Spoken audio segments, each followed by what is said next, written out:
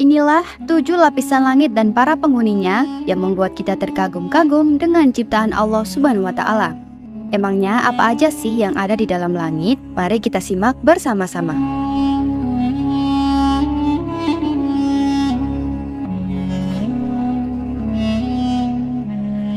Assalamualaikum teman-teman Doyan Cerita. Sehat sejahtera untuk kalian semua yang selalu setia dengerin Doyan Cerita.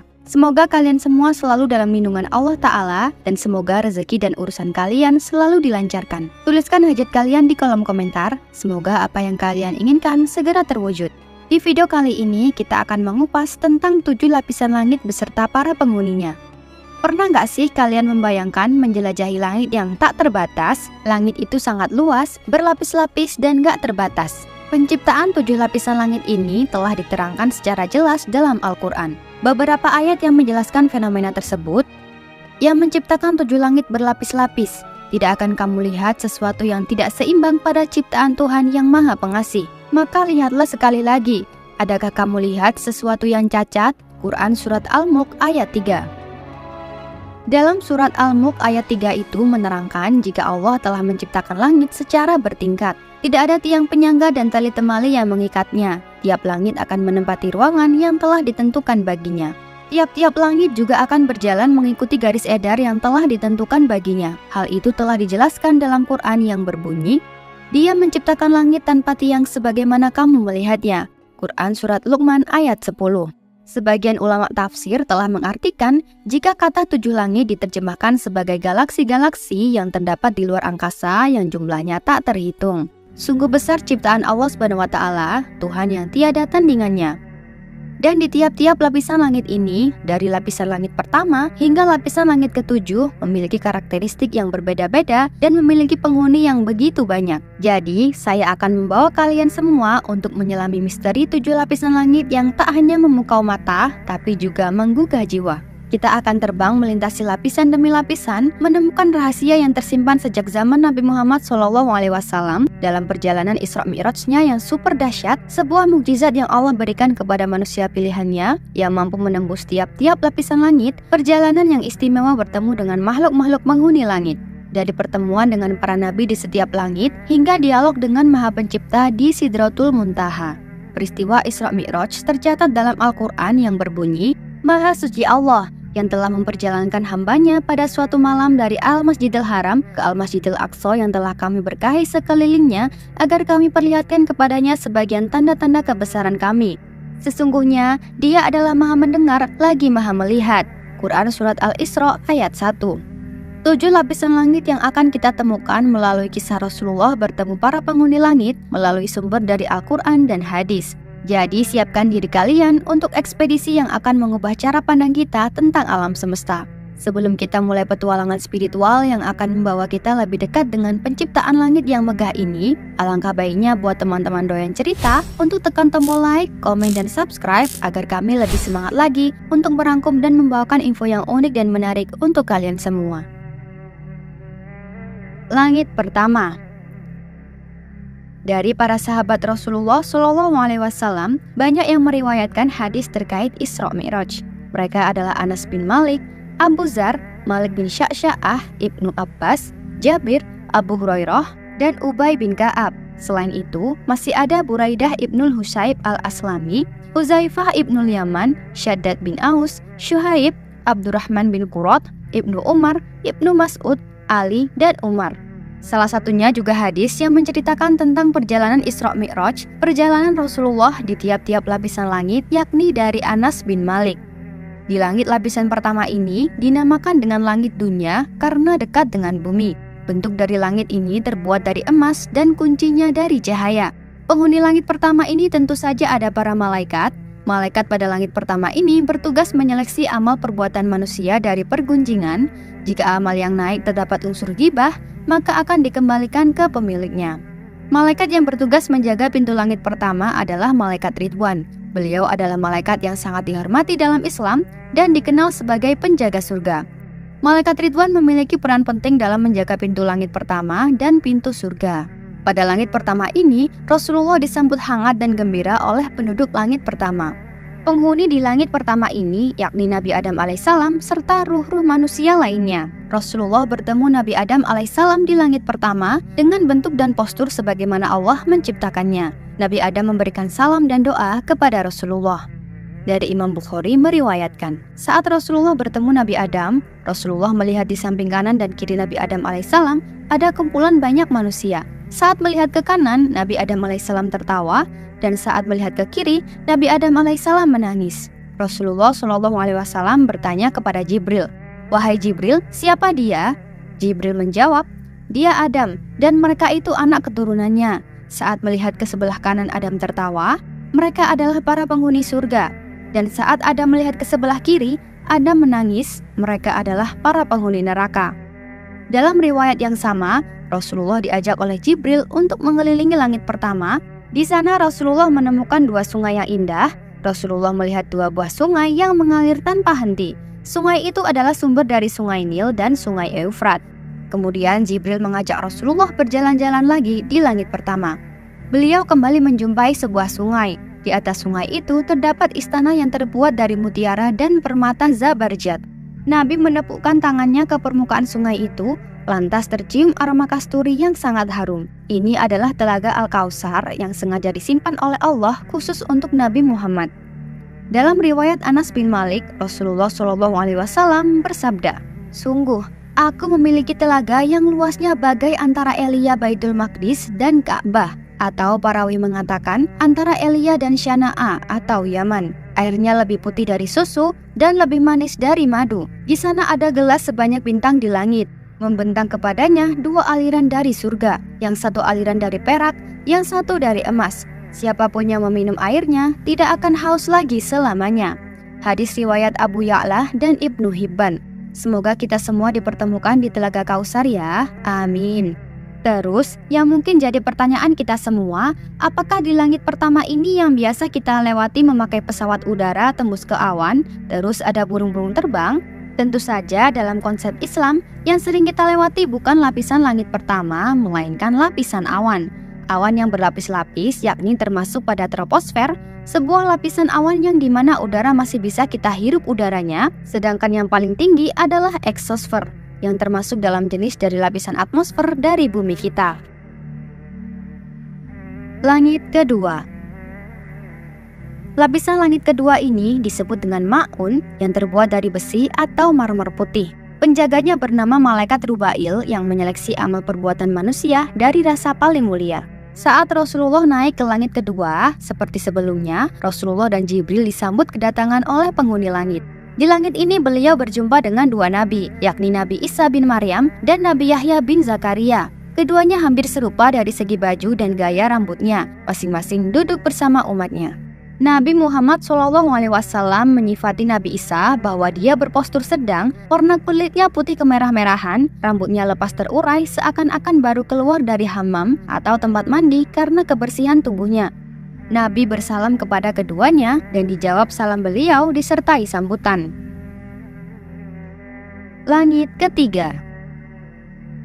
Kemudian Rasulullah melanjutkan perjalanannya menuju langit ketiga. Pada langit ketiga ini memiliki nama langit Harabut yang terbuat dari tembaga, menurut satu pendapat terbuat dari besi. Penghuni langit ketiga terdapat malaikat Israel. Di langit ketiga inilah Rasulullah bertemu dengan Nabi yang memiliki rupa yang tampan, yakni Nabi Yusuf alaihi salam. Dalam kisahnya, saat Rasulullah tiba di langit ketiga, setelah disambut baik oleh para malaikat, beliau berjumpa dengan Nabi Yusuf bin Yakub. Beliau bersalam kepadanya dan dibalas dengan salam yang sama seperti salamnya Nabi Isa. Rasulullah berkata, "Sungguh dia telah diberikan separuh ketampanan." Dalam riwayat lain, beliau bersabda, "Dialah paling indahnya manusia yang diciptakan Allah. Dia telah mengungguli ketampanan manusia lain, ibarat cahaya bulan purnama mengalahkan cahaya seluruh bintang." Dalam riwayat lainnya, Nabi Yusuf memberikan setengah ketampanannya kepada Rasulullah. Langit keempat.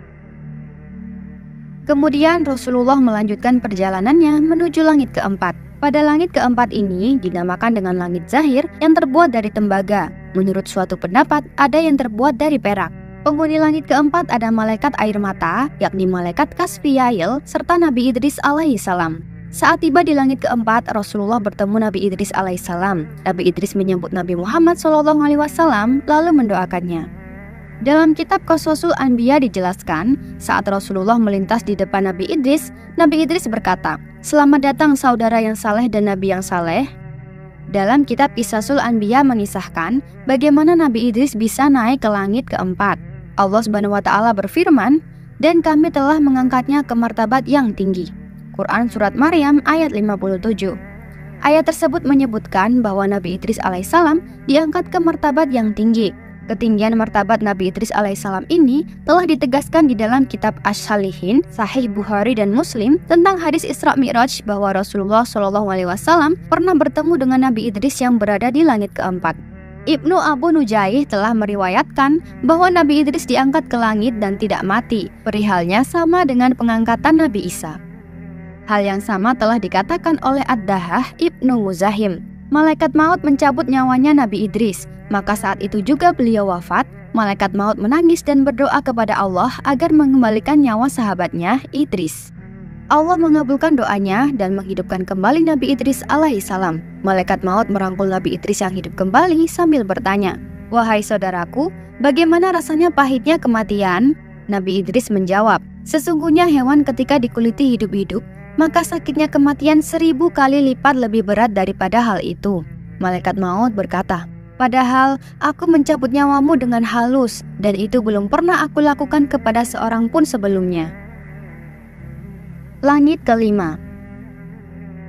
Setelah bertemu dengan Nabi Idris dan bertegur sapa saling memberi salam, Rasulullah melanjutkan perjalanannya ke langit kelima. Langit kelima ini dinamakan dengan langit Musyirah yang terbuat dari perak. Menurut suatu pendapat, ada yang terbuat dari emas. Tentu saja penghuni langit kelima juga diisi dengan para malaikat yang terus bertasbih dan beribadah kepada Allah. Di langit kelima, Rasulullah berjumpa dengan Nabi Harun bin Imran. Nabi Harun alaihissalam adalah saudara dari Nabi Musa alaihissalam. Separuh janggutnya hitam dan separuhnya lagi putih karena uban, memiliki jenggot yang lebat dan panjang.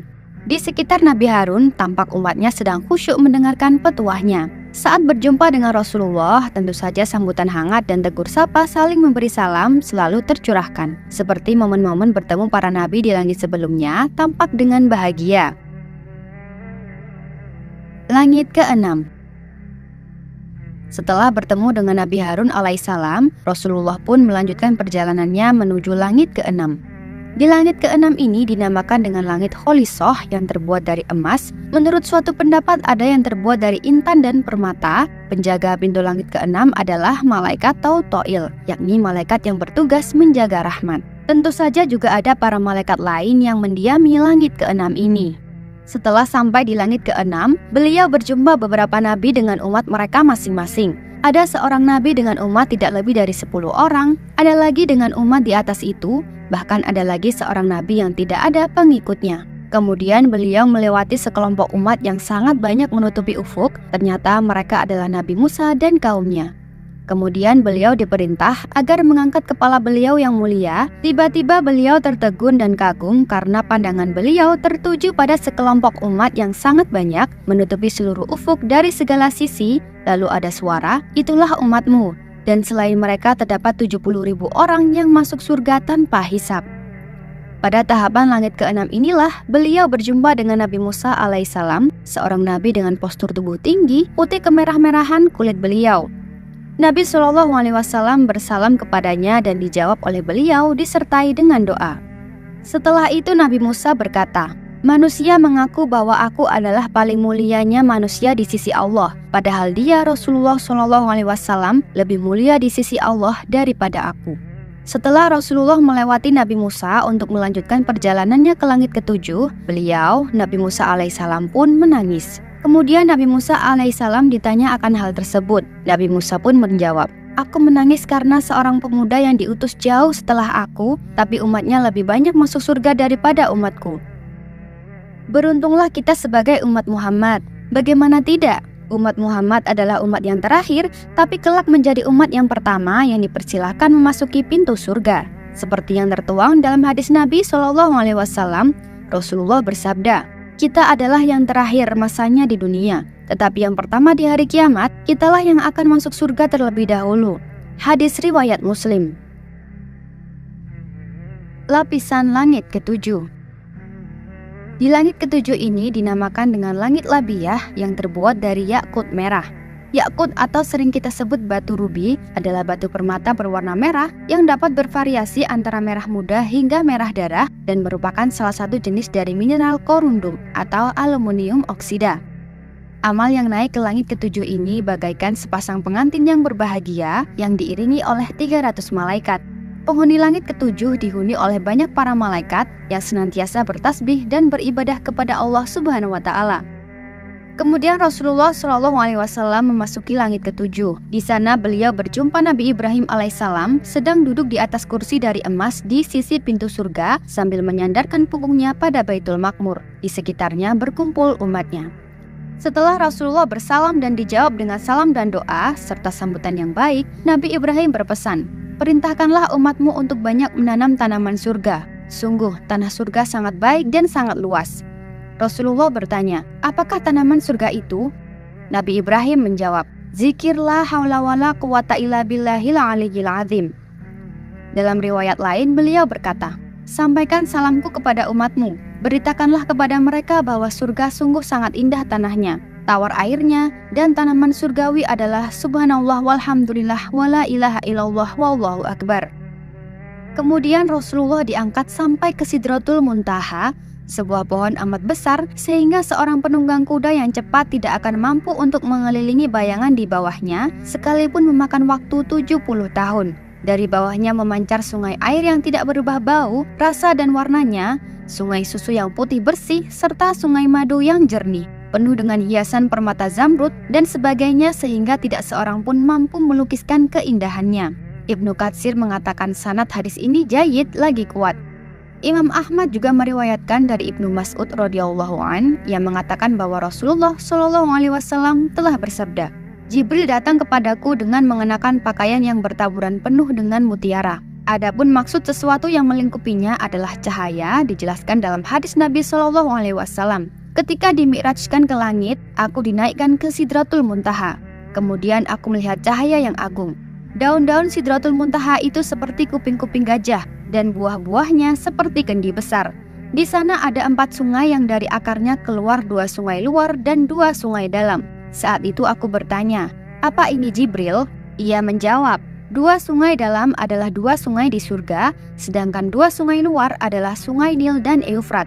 Hadis riwayat Ahmad. Disebutkan, Sidratul Muntaha adalah pohon tempat terakhirnya arwah para syuhada yang senantiasa mendapat karunia Allah. Pohon tersebut berada di atas langit ketujuh, di sebelah kanan Arasy, dengan daun-daun seperti kuping-kuping gajah, buah-buahnya seperti kendi besar, dahan-dahannya berupa mutiara, yakut, dan zabarjat. Yakut sendiri adalah batu rubi permata yang berwarna merah delima, dan zabarjat adalah batu kristal yang berwarna hijau kekuningan serta transparan. Dikutip dari tafsir Muqatil bin Sulaiman. Saat Rasulullah diangkat ke Sidratul Muntaha, lalu beliau diliputi oleh awan dengan beraneka warna. Pada saat inilah Jibril mundur dan membiarkan Rasulullah berjalan seorang diri. Karena Jibril tahu hanya beliaulah yang mampu untuk melakukan hal ini, berjumpa dengan Allah Subhanahu wa Ta'ala. Setelah berada di tempat yang ditentukan oleh Allah, tempat yang tidak seorang makhluk pun diizinkan berdiri di sana, tempat yang tidak seorang pun makhluk mampu mencapainya, beliau melihatnya dengan mata beliau yang mulia. Saat itu beliau langsung bersujud di hadapan Allah Subhanahu wa Ta'ala. Rasulullah berdialog dengan Allah Subhanahu wa Ta'ala. Nabi bersabda, "Ya Allah, Engkau telah menjadikan Ibrahim sebagai khalil kawan dekat. Engkau mengajak bicara Musa.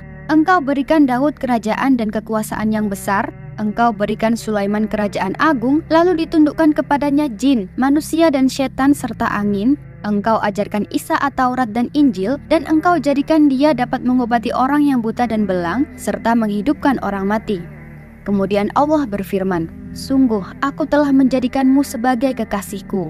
Dalam Sahih Imam Muslim diriwayatkan dari sahabat Anas bin Malik bahwa Rasulullah bersabda, "Kemudian Allah mewajibkan kepadaku dan umat 50 salat sehari semalam, lalu aku turun kepada Musa di langit ke-6, lalu dia bertanya, 'Apa yang telah Allah wajibkan kepada umatmu?' Aku menjawab, 50 salat. Musa berkata, 'Kembalilah kepada Rabbmu, dan mintalah keringanan, sebab umatmu tidak akan mampu untuk melakukannya. Maka aku kembali kepada Allah agar diringankan untuk umatku. Lalu diringankan 50 sholat jadi 45 sholat. Lalu aku turun kembali kepada Musa, tapi Musa berkata, sungguh umatmu tidak akan mampu melakukannya, maka mintalah sekali lagi keringanan kepada Allah. Maka aku kembali lagi kepada Allah, dan demikianlah terus aku kembali kepada Musa dan kepada Allah sampai akhirnya Allah berfirman, wahai Muhammad, itu adalah kewajiban 5 sholat sehari semalam. Setiap satu sholat seperti dilipat gandakan menjadi 10, maka jadilah 50 sholat. Maka aku beritahukan hal ini kepada Musa, namun tetap dia berkata, kembalilah kepada Rabbmu agar minta keringanan. Maka aku katakan kepadanya, aku telah berkali-kali kembali kepadanya, sampai aku malu kepadanya. Hadis riwayat Muslim. Setelah Rasulullah menerima perintah ini, maka beliau turun sampai akhirnya menaiki buraq kembali ke kota Mekah Al-Mukarramah, sedang saat itu masih belum tiba fajar. Pagi harinya beliau memberitahukan mukjizat yang agung ini kepada umatnya, maka sebagian besar di antara mereka mendustakan, bahkan mengatakan Nabi telah gila dan tukang sihir. Saat itu, umat pertama yang membenarkan dan mempercayai beliau adalah Sayyidina Abu Bakar, maka pantaslah beliau bergelar As-Siddiq. Bahkan tidak sedikit di antara mereka yang tadinya beriman kembali murtad keluar dari syariat. Sungguh, keimanan itu intinya adalah membenarkan dan percaya serta pasrah terhadap semua yang dibawa dan diberitakan Nabi Muhammad SAW, sebab beliau tidak mungkin berbohong apalagi berkhianat dalam risalah dan dakwah beliau. Beliaulah Nabi yang mendapat gelar Al-Amin atau dipercaya, As-Shodiq selalu jujur, dan Al-Masduq yang dibenarkan segala ucapannya. Sholawat selalu tercurahkan untuk Rasulullah SAW.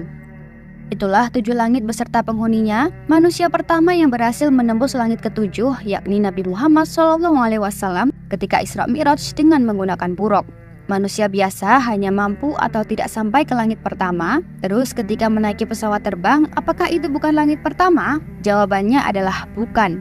Pesawat yang dinaiki itu hanya bisa mencapai awan saja. Untuk gambar yang barusan kalian lihat, seperti yang kita suguhkan barusan hanyalah sebuah ilustrasi. Tentu saja kita manusia biasa tidak bisa memvisualisasikan secara nyata tentang gambaran langit pertama sampai langit ke-7 bahkan Sidratul. Sesungguhnya hanya Allah lah yang maha tahu dan manusia terpilihnya yang mengetahui bentuk langit pertama hingga langit ke-7 seperti Rasulullah SAW. Wallahu a'lam bishawab. Demikianlah yang bisa saya sampaikan. Yang benar datanya dari Allah, dan mohon maaf bila ada kurang atau keliru itu datanya dari saya pribadi selaku manusia biasa. Semoga teman-teman doyan cerita semuanya senantiasa dalam lindungan Allah dan selalu dilancarkan rezeki dan segala urusannya. Semoga apa yang kalian inginkan segera terwujud. Sampai jumpa di video dan kisah menarik selanjutnya. Wassalamualaikum warahmatullahi wabarakatuh.